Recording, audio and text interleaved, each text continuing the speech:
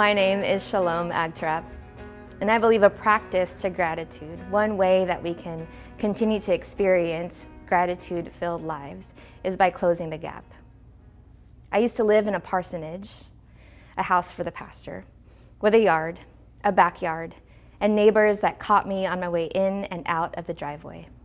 I now live in an apartment with a door, no front porch, no garden, no easy way to interact with the people around me. And if I wasn't part of neighborhood groups, or if I didn't make the effort to join a church, I would be so isolated from others.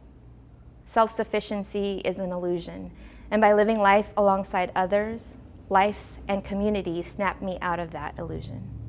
When I'm in a relationship with people, their joy becomes my joy, their hardship, my hardship.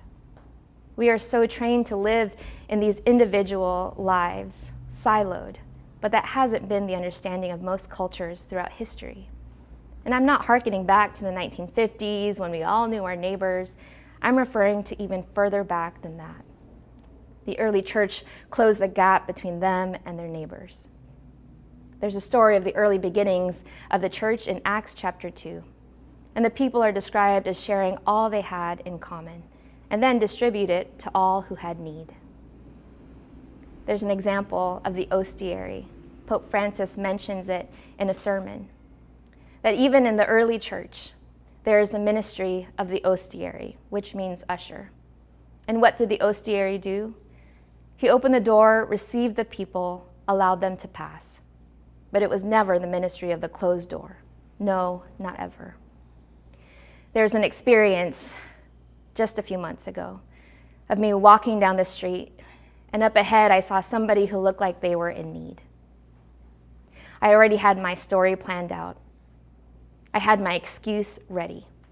I was already late to another appointment, and if I stopped to help this person, I would be even later. And as I walked by him, he yelled out to me, stopped me in my tracks, and said, "But you didn't even listen.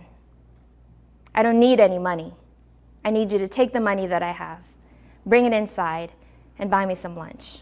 Can you do that for me?" I prejudged. I had my excuses ready.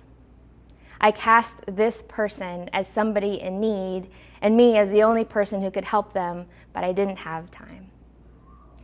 I chose to keep the gap between him and myself.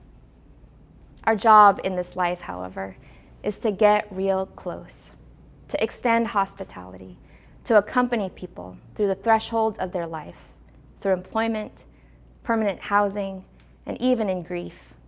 Our job is to serve as ushers, to open the door, receive people face to face, and make sure they are not alone as they take the next steps into fullness of life.